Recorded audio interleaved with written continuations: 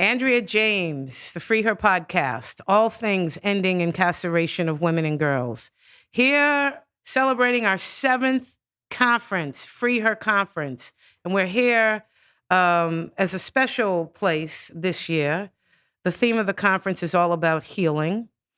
It's all about how do we continue the work and the movement we do, but focusing on self-care and healing.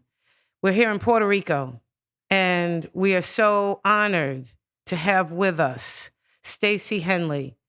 And you may or may not have heard Stacey Henley before, but you probably have, particularly if you're out in the Los Angeles area. But we're sure that you've heard of her husband, Big U. Eugene Big U Henley. Mm-hmm. And so we're really happy and grateful that you came in and wanted to have this conversation with us. At the National Council, we work unapologetically to end the incarceration of women and girls. And what does that mean? It means to stop putting women and girls in jails and prisons, to create models of what different looks like.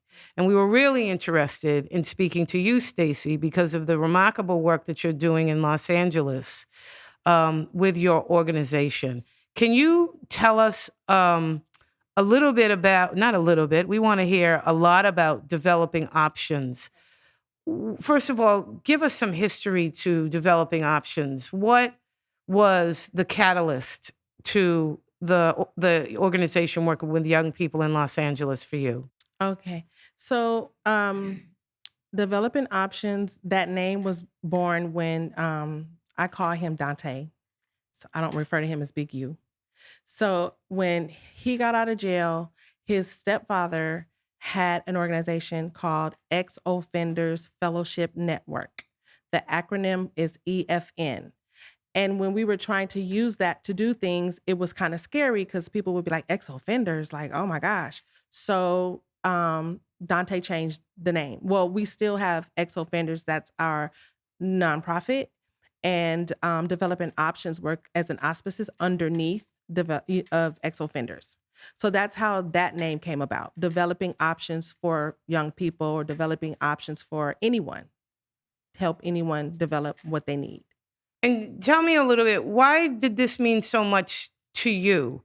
You're a woman who has been married for many years. You obviously have developed under the ideas and vision of your husband, who you call Dante. The rest of the world calls him Big U. Yes.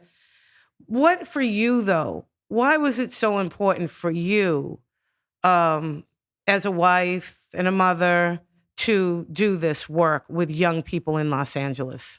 It was important for me to support what he wanted to do. So in helping him in what he wanted to do, it became important to me. So we did it together. And because I have kids, you know, we want to give the kids a better path to follow as well. Because when he was locked up for 13 years, my kids only heard stories of their dad, you know. So it was important for him to come home and show them that, yeah, you might have heard stories about me, but this is what I'm about. Helping others, helping people grow, you know, and helping our kids grow. You know, so many of us that have gone through the experience, and we talk about this all the time, that incarceration, you know, we say we're formerly incarcerated women, we're formerly incarcerated men, but it's not who we are.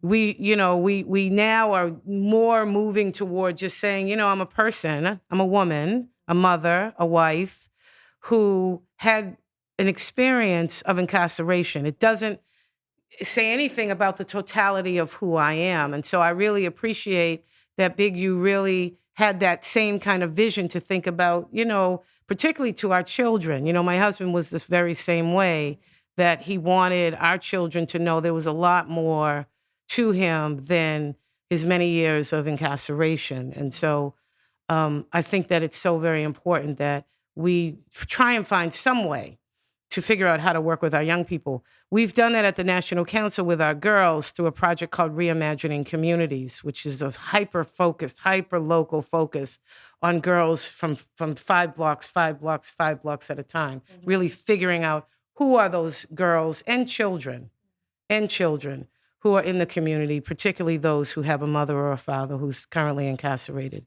and really trying to saturate them with resources and love. Right. And so tell us a little bit about, LA. Boy, that's tough. It is tough. Yeah, you're in a what is the area in LA that you mostly focus on? We're in the Crenshaw district. So we do a lot of, our hub is like Crenshaw High School, because that's where he went to school. So we do a lot of things in that community and at that particular high school. We have a sports program, football and cheer, ages 5 to 14. And we practice at that particular location. Whenever we do a host an event, like we're doing a trunk or treat in a couple of weeks, we'll host at that school. So we do a lot of things in that community because it means a lot to him. I actually grew up in Santa Monica. So when I met him in '84, I learned a lot about his community. Yes, I see. Well, let me just ask you this. We're on a 2-year campaign to raise awareness in this country. It's one of the reasons why we asked if you would be willing to come in and just have a conversation with us. You've been here with us at the FreeHer conference, and thank you again for coming. We're an organization of women. All of us have been affected by the criminal law system. Many of us, some multiple times, some who also have generational experiences of incarceration, and they also have come home and their children are now incarcerated. We are on a campaign in this country to reach out to women and to say to women, there are lots of issues that are affecting all of us in the world right now, not just in this country. There's war, there's climate change, there's research to combat cancer and diabetes and all of these illnesses, that breast cancer. Yeah. As women, we've lost the right for, reproductive health. They've repealed Roe v. Wade. But a lot of people don't think about the heart of the community. You started this interview talking about you learned a lot and you did this work because you wanted to support your husband. A lot of people don't think about all of the things as women that we give up and give of in support of everybody else around us. So when you take a woman out of the community and incarcerate her and take her children from her, it has this ripple effect throughout the community. And so we've been working for many years now, since organizing in the prison in 2010, to end the incarceration of women and girls. And that's taken us on this long 10-year plus journey to figure out, how do you operationalize such an audacious goal as ending incarceration of women and girls? And we're at a point now, after figuring out what those buckets of work look like, to actually, over the next 2 years, kind of like throw this gauntlet down to other women to say, yes, we know that there are all these other issues. And there is a lot of individual work happening with young people, with organizations like yours, organizations like ours, but to ask every single woman, of all the issues that you care about, that would you consider caring about this issue?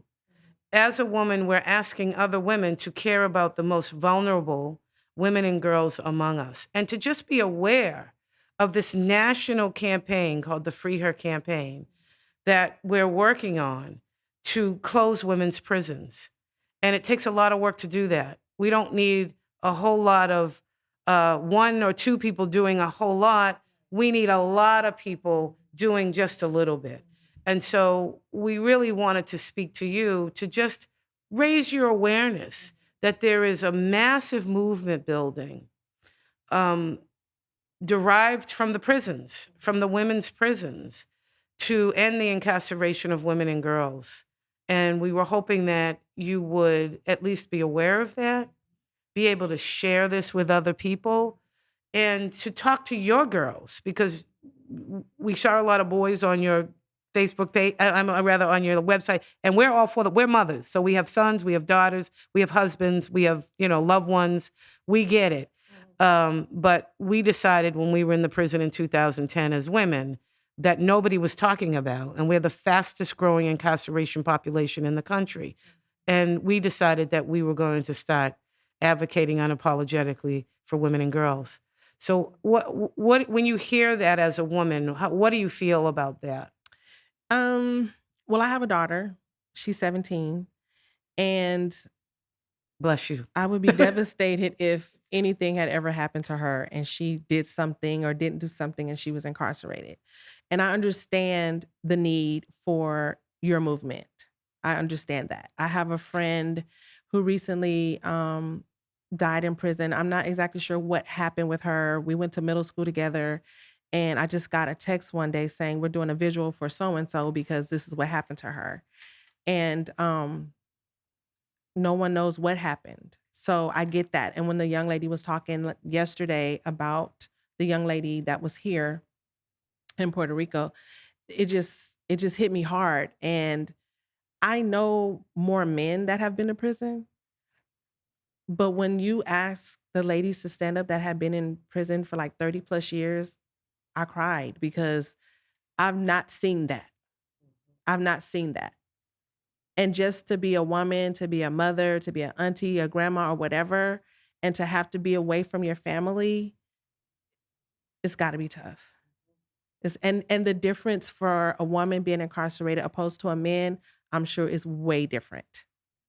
The underlying reasons are significant. We're talking about the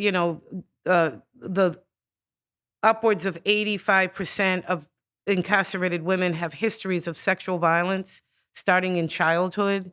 They have histories of poverty, of undereducation, of the illness of addiction, witnessing violence, and women, and they grow up to be women.